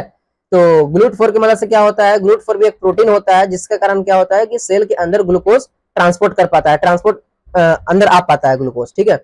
ये हो गया, तो यानी कि कहने का मतलब यहाँ पे ये भी एनसीईआरटी का ही टेबल है, ठीक है, इसलिए इसको भी ध्यान देना, ये भी इंपॉर्टेंट है, एक इंपॉर्टेंट टेबल है। अच्छा, और ये सारे प्रोटीन दिए हुए थे, उसके कुछ फंक्शंस दिए हुए थे सारे, ठीक है। ये भी यहाँ पर से भी क्वेश्चन आता है एग्जाम में, इसलिए इसको इस टेबल को भी याद रखना, ठीक है। तो चलो यहाँ तक हो गया ये कंप्लीट, हम लोग चलते हैं नेक्स्ट क्वेश्चन पे।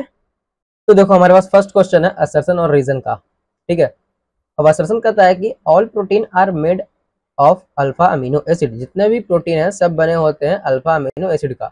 रीजन कहता है all amino acid have both, जितने भी अमीनो एसिड होते हैं सारे के पास NH2 ग्रुप भी होता है और COH ग्रुप भी होता है, जो कि अटैच होता है सेम कार्बन से। तो हाँ ये सही है, यहाँ पे हमारा असर्शन भी सही है और रीजन भी, दोनों भी सही है। लेकिन अब बात करते हैं, जब असर्शन सही है रीजन सही है तो हमारे पास C क्या हो गया, गलत हो गया, D भी हमारे पास गलत हो गया, ठीक है। अब बचा मेरे पास ए और बी, जिसमें कि ये एक्सप्लेन कर रहा है रीजन को कि नहीं, ये देखते हैं। अच्छा, अब इसको ये चीज पता करने का तरीका क्या है, यहाँ पे असर्शन के बाद लगाओ तुम बिकॉज, ठीक है, और उसके बाद तुम पढ़ो असर्शन को और रीजन को। कैसे? All protein are made of alpha amino acid because alpha amino acid have both NH2 and COH group attach to the same carbon. हाँ, ये सही एक्सप्लेन भी कर रहा है। तो यहाँ पर मेरा आंसर जाएगा ऑप्शन नंबर ए, जो कि है both assertion and reason are true and reason is the correct explanation of A। Answer मेरा जाना चाहिए ऑप्शन नंबर ए, बी नहीं होगा। ठीक है, देखो मेरा ए है भी, यानी सही है। चलते हैं हम लोग नेक्स्ट क्वेश्चन नंबर 2 की तरफ। क्वेश्चन नंबर 2 में भी assertion रीजन है। ये कहता है protein can act as enzyme, protein क्या एंजाइम के जैसे एक्ट करता है? तो हाँ भाई करता है, फंक्शन में लिखा हुआ था ना। Enzyme are biological catalyst and all are protein. Enzyme जो होता है वो बायोलॉजिकल कैटलिस्ट होता है, ये भी पढ़ा नहीं है, बट ये आगे हम लोग को पढ़ना है एंजाइम्स के बारे में। बट ये लाइन सही है, एंजाइम जितने भी होते हैं सारे बायोलॉजिकल कैटलिस्ट होते हैं, और ये सारा बना होता है प्रोटीन का। ठीक है, तो यहाँ पर भी तुम लोग क्या करो, बिकॉज लगाओ और फिर पढ़ो। अब पढ़ो, protein can act as enzyme because enzyme are biological catalyst and all are proteins. ठीक है, तो ये भी तो तुम्हारा सही है। जब दोनों यहाँ पर असर्शन सही है तो सी डी तो पहले नहीं होगा। ठीक है, बचा अब ए बी, तो ए बी में एक्सप्लेनेशन है, यानी एक्सप्लेन कर रहा है। यहाँ पर तुम्हारा ऑप्शन नंबर ए जाएगा, बी नहीं होगा। चेक करो, ए है मेरा सही है। चलते हैं हम लोग क्वेश्चन नंबर 3 की ओर। 3 में कहता है टर्जरी structure of a protein is destroying on heating. जब हम लोग टर्जरी स्ट्रक्चर जो है प्रोटीन का, वो क्या होता है, डिस्ट्रॉय कर जाता है। जब हम लोग प्रोटीन को हीट करते हैं, जो टर्जरी स्ट्रक्चर है प्रोटीन का, उसको क्या किया हम लोग ने, हीट किया। हीट करने के बाद क्या हो गया, उसका टर्जरी स्ट्रक्चर जो था प्रोटीन का टूट जाएगा। हाँ सही बात है, कोई भी प्रोटीन हो, कैसा भी प्रोटीन हो, क्वाटरनरी स्ट्रक्चर हो, टर्सरी स्ट्रक्चर हो, सेकेंडरी स्ट्रक्चर हो, उसको अगर हम लोग क्या कर रहे हैं, हीट कर रहे हैं, और हीट करेंगे तो क्या होगा, डिस्ट्रॉय तो होगा ही होगा।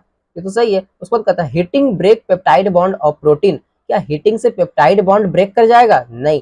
देखो, ये पेप्टाइड बॉन्ड क्या ब्रेक करेगा या नहीं करेगा, ये तो हम लोग नहीं कह सकते हैं। ये मतलब यहाँ पे पॉइंट ऑफ व्यू जो है ना क्वेश्चन का, वो कह रहा है टर्सरी स्ट्रक्चर के बारे में लेकर के। ठीक है, तो जब हम लोग क्या करते हैं, टर्सरी स्ट्रक्चर ऑफ प्रोटीन जो है उसको जब हम लोग ब्रेक करेंगे ना, मतलब उसको सॉरी उसको हीट करेंगे, तो उसमें जो ब्रेक होता है वो हाइड्रोजन बॉन्डिंग ब्रेक होता है, ना कि पेप्टाइड बॉन्ड ब्रेक होता है। पहले उसमें क्या होगा, हाइड्रोजन बॉन्डिंग ब्रेक होता है। ठीक है, तो यहाँ से ये लाइन जो है मेरा सेंटेंस, ये गलत है। ठीक है, आंसर मेरा जाना चाहिए ए इज ट्रू, मतलब assertion is true and reason is false. ठीक है, ये गलत हो जाएगा दोनों। देखो है क्या मेरे पास, ऑप्शन नंबर सी सही है। ठीक है, तो इसका एक बार और समझ लो, इसमें क्या है। इसमें कह रहा है पहले कि tertiary structure of a protein is destroying on heating. जो टर्सरी स्ट्रक्चर है जो प्रोटीन का, उसको हम लोग हीट करते हैं तो क्या होता है, डिस्ट्रॉय होता है। ये तो मेरे पास लाइन सही है। उसके बाद कहता है कि जब हम लोग टर्सरी स्ट्रक्चर को जब हम लोग हीट करते हैं ना, तो क्या पेप्टाइड बॉन्ड ब्रेक होता है? तो पेप्टाइड बॉन्ड ब्रेक नहीं होता है। फर्स्ट अमाइनो एसिड का, सॉरी फर्स्ट अमाइनो एसिड नहीं, एक अमाइनो एसिड का कार्बोक्सिलिक ग्रुप और एक दूसरे अमाइनो एसिड का अमाइनो ग्रुप के बीच में जो हाइड्रोजन बॉन्डिंग होता है वो बॉन्ड ब्रेक करता है, ना कि पेप्टाइड बॉन्ड ब्रेक करता है। समझे? तो ये वाला लाइन क्या हो गया, गलत हो गया। उसके बीच में कैसा कैसा बॉन्ड होता है टर्सरी स्ट्रक्चर में? तो टर्सरी स्ट्रक्चर में बॉन्डिंग जो होता है वो तो बहुत प्रकार का होता है। तो कैसा कैसा, जैसे हाइड्रोजन बॉन्डिंग हो गया, आयोनिक बॉन्डिंग हो गया, कोवैलेंट बॉन्डिंग हो गया, ये सब भी देखने को हम लोग को मिला था ना। तो वही सब बॉन्डिंग होता है, पर उसमें पेप्टाइड बॉन्ड ब्रेक नहीं करता है। ठीक है, तो आंसर मेरा जाएगा सी। चलो क्वेश्चन नंबर 4 पे चलते हैं। इसमें भी कहता है कि zwitterion form of amino acid exist at physiological pH. हाँ ये सही है। उसके बाद कहता है कि both NH2 and COH group ionise at this pH. हाँ सही है। देखो कह रहा है कि ज्यूटर आयन जो फॉर्म होता है अमीनो एसिड में, वो एग्जिट करता है फिजिकल पीएच पे। तो सही है ये लाइन भी। उसके बाद कहता है कि दोनों NH2 और COH ग्रुप आयनाइज कर देते हैं एक को एक पीएच पे। ठीक है, तो ये लाइन भी सही है। तो यहाँ पर सी और डी तो मेरा नहीं होगा, बच्चा ए और बी। अभी इसको एक्सप्लेनेशन देखना, एक्सप्लेनेशन है कि नहीं है, रीजन। तो इसमें बिकॉज लगाओ, फिर पढ़ो zwitterion form of amino acid exist at physiological pH because both NH2 and COH group ionise at this pH. सही है, तो एक्सप्लेन भी कर रहा है, तो ए मेरा सही होगा, बी गलत होगा। आंसर चेक करते हैं, आंसर ए है, सही है। उसके बाद आते हैं क्वेश्चन नंबर 5 पे। इसमें लिखा है all amino acid are optically active. जितने भी अमीनो एसिड्स होते हैं वो सारे ऑप्टिकली एक्टिव होते हैं। सही बात है, जितने भी अमीनो एसिड सारे क्या है, ऑप्टिकली एक्टिव हैं। ठीक है, ये तुमको याद रखने वाली बात है। ठीक है, इसको सिंपली याद करो। उसके बाद glycine is an optically active amino acid. हाँ, जब सारे अमीनो एसिड ही तुम्हारे ऑप्टिकली एक्टिव है तो ग्लाइसिन भी तो क्या है, तुम्हारा एक अमीनो एसिड भी है, तो वो भी तो ऑप्टिकली एक्टिव ही होगा ना। तो ये भी तो सही है। तो यहाँ पर तुम्हारा सी नहीं होगा, डी नहीं होगा। ठीक है, तो इसमें जो तुम्हारा आंसर जाएगा, देखो क्वेश्चन है क्या, all amino acid are optically active, सही है। यहाँ पे लगाओ बिकाउज, ठीक है। उसके बाद तुम्हें यहाँ पे देखो, all amino acid are optically active because glycine is an optically active amino acid. क्या जितने भी अमीनो एसिड ऑप्टिकली एक्टिव है, तो क्या वो इसलिए एक्टिव है क्योंकि ग्लाइसिन ऑप्टिकली एक्टिव है? तो नहीं, ये नहीं होगा, इस करेक्ट एक्सप्लेनेशन नहीं है। आंसर यहाँ बी जाना चाहिए, ए नहीं जाएगा, जो कि यहाँ पर ए मारा हुआ है, ये गलत होगा, ठीक है। यहाँ पे आंसर होना चाहिए मेरा बी, बी सही है मेरा, ए सही नहीं है, ठीक है। और क्वेश्चन नंबर 4 को एक बार देख लो। हाँ, क्वेश्चन नंबर 4 तो सही है, चलो ये ठीक है।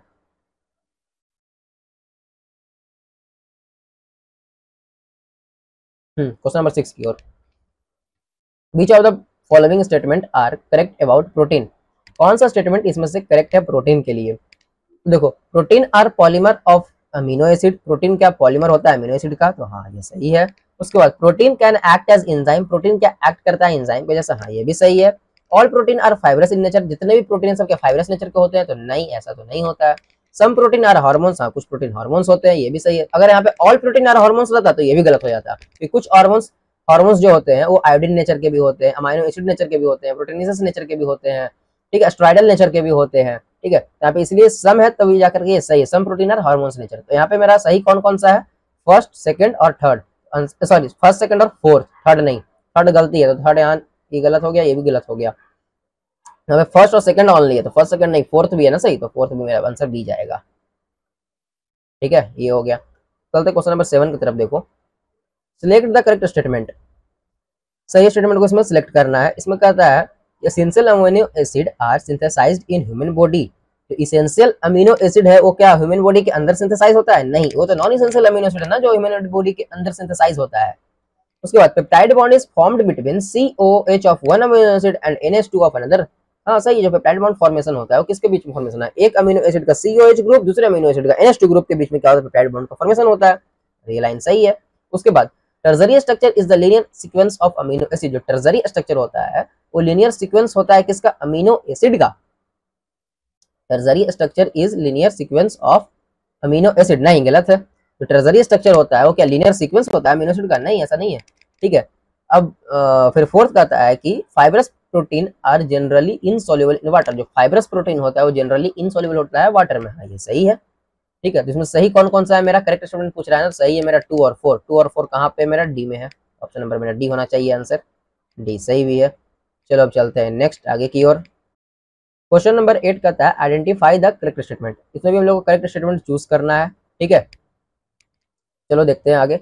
Glycine is optically active, glycine optically active है, तो ऐसा तो नहीं है, ये चीज तो नहीं है, होना चाहिए, ठीक है। उसके बाद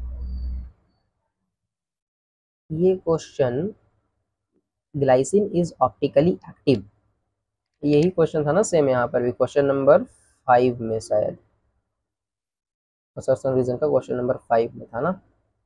एक मिनट वेट करो।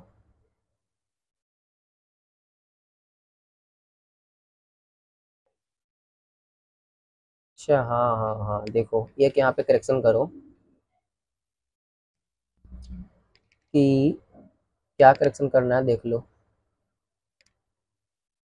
सारे अमीनो एसिड ऑप्टिकली एक्टिव होते हैं, ठीक है, लेकिन जो ग्लाइसिन एक ऐसा अमीनो एसिड है ना, वो सिर्फ ऑप्टिकली एक्टिव नहीं होता है, ठीक है। यहाँ पर आंसर जाएगा तुम्हारा C, A is true but R is false, ये जाएगा आंसर, बी नहीं जाएगा, ठीक है। इसे तुमको याद रखने वाली चीज़ है यहाँ पे कि ग्लाइसिन जो है वो ऑप्टिकली एक्टिव नहीं होता है, बाकी जितने भी अमीनो एसिड्स होते हैं वो सारे ऑप्टिकली एक्टिव होते हैं, ऑप्शन नंबर सी जाएगा, ठीक है।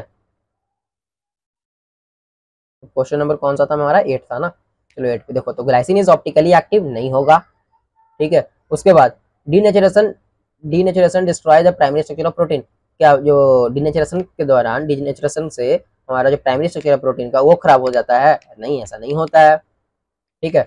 ऑल एंजाइम्स आर प्रोटीन, जितने भी एंजाइम्स सारे प्रोटीन है, सही है। फिर कहता है haemoglobin is a conjugated structure, conjugated protein. जो हेमोग्लोबिन है वो क्या है? कंजुगेटेड प्रोटीन है, हाँ सही है।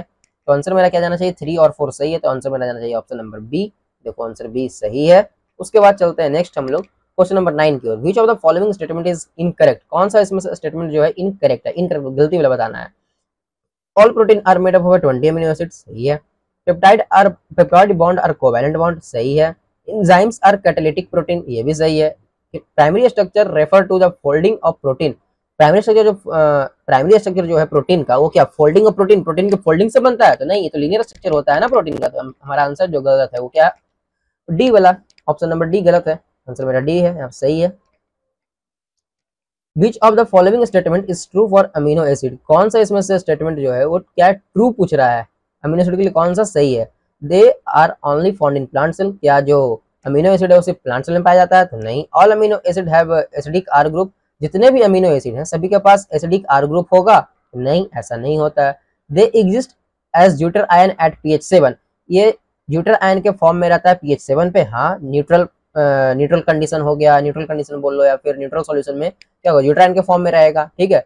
अच्छा, they do not form polymer, क्या ये पॉलीमर फॉर्म नहीं करता है? गलत बात, पॉलीमर को फॉर्मेशन करता है। तो आंसर हमारा क्या हो जाएगा, ऑप्शन नंबर सी। देखो सी है भी। चलो अब चलते हैं नेक्स्ट आगे की ओर। नेक्स्ट कहता है क्वेश्चन नंबर 11, जो कि नीट 2013 का क्वेश्चन है। कहता है protein are formed by polymerisation of amino acid, जो प्रोटीन फॉर्म्ड होता है अमीनो एसिड के पॉलीमराइजेशन से, ठीक है। तो इसमें कौन सा बॉन्ड इन्वॉल्व होता है? प्रोटीन जब फॉर्मेशन होता है उसमें कौन सा बॉन्ड इन्वॉल्व होता है? तो पेप्टाइड बॉन्ड, ग्लाइकोसिडिक बॉन्ड तो नहीं होता है, ये तो हो जाएगा तुम्हारा कार्बोहाइड्रेट्स में आता है। फॉस्फोडाइस्टर बॉन्ड भी नहीं आएगा, ये पढ़ना है आगे। हाइड्रोजन बॉन्डिंग होता है, लेकिन लेकिन लेकिन लेकिन पूछ रहा है प्रोटीन कैसे फॉर्म्ड होता है, किसके पॉलीमराइजेशन से। देखो मतलब कह रहा है क्वेश्चन कि प्रोटीन फॉर्म्ड होता है अमाइनो एसिड के पॉलीमराइजेशन से, ठीक है।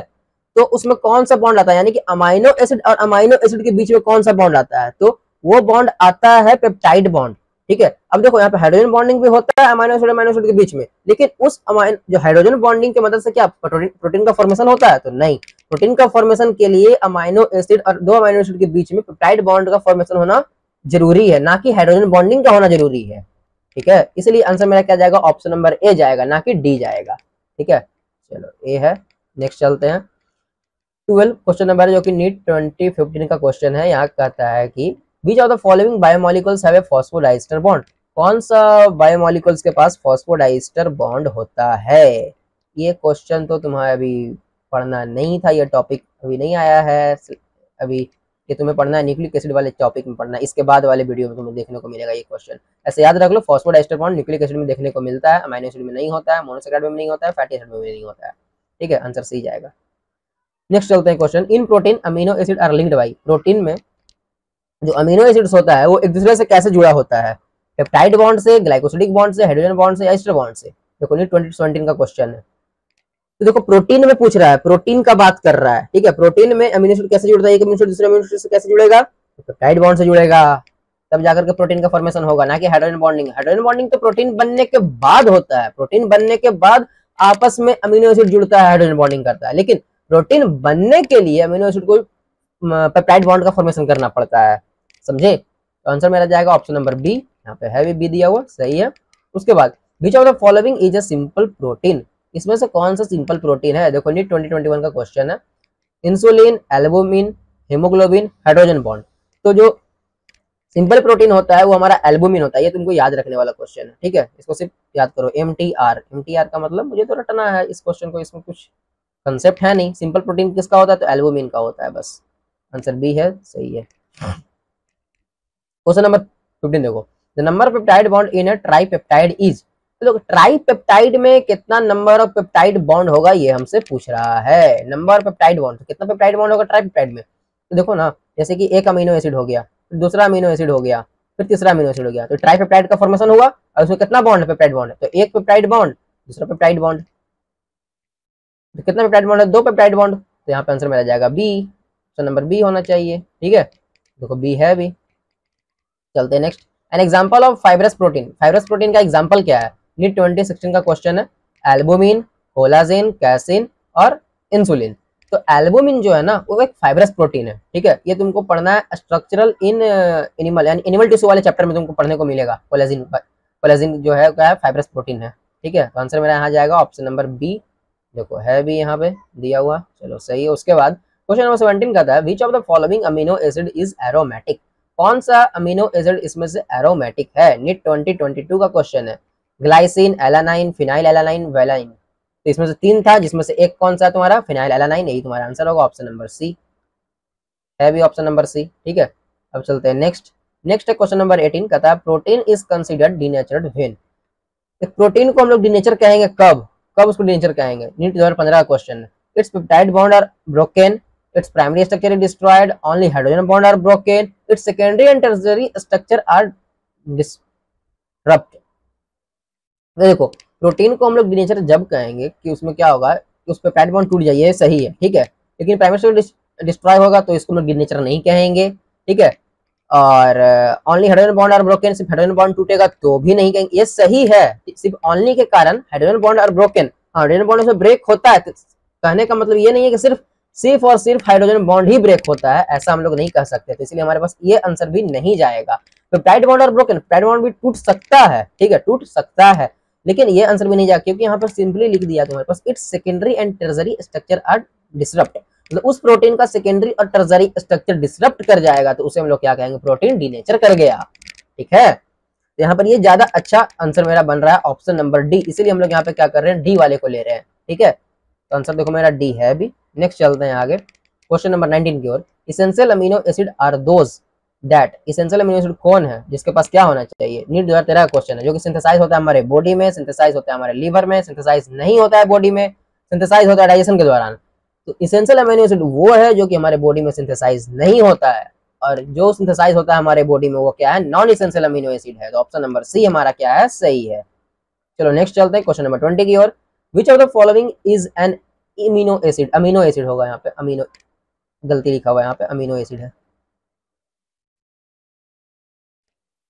विच of the following is amino acid, कौन सा इसमें से अमीनो एसिड है? नीट 2020 का क्वेश्चन है। तो proline, alanine, lysine, glutamic acid. अच्छा, ये क्वेश्चन ही आधा है, क्योंकि इसमें अमीनो एसिड तो सारा है, ठीक है, proline, alanine, lysine, glutamic acid, सारा तो अमीनो एसिड है ही।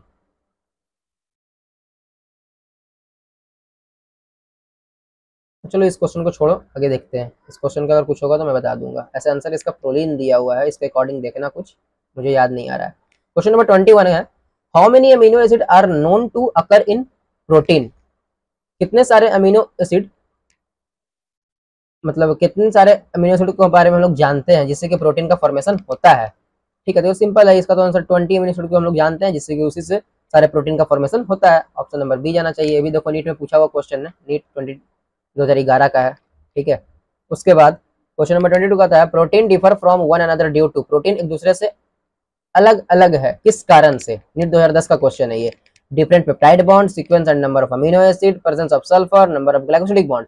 तो sequence and number of amino acid के कारण प्रोटीन क्या होता है? एक दूसरे से चेंज होता है। Sequence and number of amino acid मतलब कि जैसे देखो, एक प्रोटीन है ये, एक प्रोटीन है ये, अब हो सकता है इसमें जो A1 अमीनो एसिड जो यूज किए हैं वो 3 बार यूज किए हैं, ठीक है, और A2 जो है उसको फिर उसके बाद जैसे A1 को 3 बार यूज किए, उसके बाद A2 को यूज कर लिए। इसमें क्या हुआ? A1 को 1 बार यूज किए और A2 को 3 बार यूज कर लिए, ठीक है। इसमें क्या हुआ? सीक्वेंसिंग का हुआ, सीक्वेंसिंग और नंबर, नंबर भी देखो, इसमें A1 का नंबर 3 है, इसमें A1 का नंबर 1 है, इसमें A2 का नंबर 1 है, इसमें A2 का नंबर 3 है, फिर सीक्वेंस भी हो गया, नंबरिंग भी हो गया। तो ये सीक्वेंस और नंबरिंग के कारण क्या होता है ना, अमीनो एसिड का सीक्वेंस और नंबरिंग के कारण प्रोटीन है जो एक दूसरे से अलग अलग होते जाता है, और ऐसे ऐसे करके हजारों लाखों प्रोटीन का फॉर्मेशन हो जाता है, समझे? ये था। उसके बाद आगे चलते हैं हम लोग क्वेश्चन नंबर, अच्छा इसका आंसर ऐसे था तुम्हारे पास क्या? B, option number B. A नहीं होगा, सी भी नहीं, डी भी नहीं, आंसर बी है भी। चलो क्वेश्चन नंबर 23 पे चलते हैं। Zwitterion structure of amino acid is form due to, zwitterion structure जो है अमीनो एसिड का वो किस कारण फॉर्म होता है? ड्यू टू, नीट 2023 का क्वेश्चन है। Transfer of electron, loss of amino acid, intramolecular proton transfer, oxidation. देखो ट्रांसफर ऑफ इलेक्ट्रॉन हाँ होता है, सिर्फ क्या, तो क्या सिर्फ सिर्फ और सिर्फ इलेक्ट्रॉन का ट्रांसफर होता है? नहीं, ऐसा नहीं होगा। लॉस ऑफ अमीनो ग्रुप नहीं, लॉस नहीं होता है भाई, ऑक्सीडेशन भी नहीं होता है। इंट्रामोलिकुलर में मतलब कि एक ही मॉलिक्यूल के अंदर प्रोटॉन का ट्रांसफर होता है, इसका प्रोटॉन उसके पास जाता है, किसका प्रोटॉन? तो COOH का H+ कहाँ जाता है? NH2 के पास जाता है। तो आंसर क्या जाएगा मेरा? ऑप्शन नंबर सी है भी, सी सही है। उसके बाद चलते हैं नेक्स्ट हम लोग क्वेश्चन नंबर 24 पे। ये कहता है peptide bond is formed between, peptide bond जो फॉर्म्ड होता है किसके बीच फॉर्म्ड होता है? नीट 2021 का क्वेश्चन है। टू COH ग्रुप के बीच में, टू NH2 ग्रुप के बीच में, COH और NH2 ग्रुप के बीच में, और COOH और OH के बीच में जो पेप्टाइड बॉन्ड का जो फॉर्मेशन होता है वो एक अमीनो एसिड का COOH के बीच में और दूसरे अमीनो एसिड का NH2, ये दोनों के बीच में क्या होता है, पेप्टाइड बॉन्ड का फॉर्मेशन होता है। तो ऑप्शन नंबर मेरा सी जाएगा, समझे, सी है अभी। नेक्स्ट चलते हैं क्वेश्चन नंबर 25 पे। इसमें कहता है कि in alpha helix structure of a protein the hydrogen bond are formed between, ठीक है। इस क्वेश्चन में दिया है अल्फा हेलिक्स स्ट्रक्चर जो प्रोटीन का होता है ना, अल्फा हेलिक्स स्ट्रक्चर, थोड़ा उसमें पूरा क्वेश्चन नहीं है लेकिन फिर भी समझ सकते हैं। अल्फा हेलिक्स जो स्ट्रक्चर है प्रोटीन का, उसमें जो हाइड्रोजन बॉन्ड का जो फॉर्मेशन होता है वो किसके बीच में होता है, सक्सेसिव अमीनो एसिड के बीच में, एवरी फोर्थ अमीनो एसिड के बीच में, first and last amino acid, random amino acid. तो एवरी फोर्थ अमीनो एसिड के बीच में, एवरी फोर्थ अमीनो एसिड करने का मतलब पहला, और पहला के बाद चौथा, फिर चौथा के बाद फिर चौथा, फिर चौथा के बाद फिर चौथा, ऐसे करके अमीनो एसिड हाइड्रोजन बॉन्डिंग का फॉर्मेशन होता है अल्फा हेलिक्स वाले में। आंसर जाएगा मेरा ऑप्शन नंबर बी, ए भी नहीं होगा, सी डी भी नहीं होगा, ठीक है। तो है मेरे पास बी, चलो सही है, ठीक है। तो ये तो हमारे पास PYQ और क्वेश्चन अमीनो एसिड के, जो कि हमारा आज का टॉपिक यहाँ पे कंप्लीट हुआ। So thank you so much. Video अगर पसंद आया हो तो लाइक करना मत भूलना, कमेंट में जरूर बताना क्या पसंद आया और क्या पसंद नहीं आया, और जहां पर कमेंट करने बोले शॉर्ट ट्रिक्स वगैरह के लिए उसमें वो भी कमेंट करके बताना, ठीक है। किस पे शॉर्ट्स चाहिए, किस पे शॉर्ट ट्रिक वगैरह कुछ चाहिए तो वो भी बता सकते हो तुम कमेंट में, ठीक है। और इसे दोस्तों के पास शेयर करो, और चैनल को सब्सक्राइब नहीं किया तो सब्सक्राइब कर लो, और बेल आइकन को भी प्रेस करना मत भूलना, जिससे कि तुम्हें नेक्स्ट वीडियो का नोटिफिकेशन मिल जाएगा अगर तुरंत, ठीक है। और नेक्स्ट वीडियो भी यानी पार्ट 5 बायोमोलिकुल्स का जल्दी आएगा, जिसमें कि हम लोग न्यूक्लिक एसिड के बारे में पढ़ने वाले हैं। हाँ जानता हूँ थोड़ा सा लेट होता है वीडियो का, कुछ कारण के बस लेट हो जा रहा है वीडियो, बट कोशिश करूंगा कि नेक्स्ट वीडियो हो जल्द से जल्द आए, ठीक है। तो चलो मिलते हैं हम लोग आपसे अब नेक्स्ट वीडियो में, तब तक के लिए tata bye bye, keep learning and keep growing.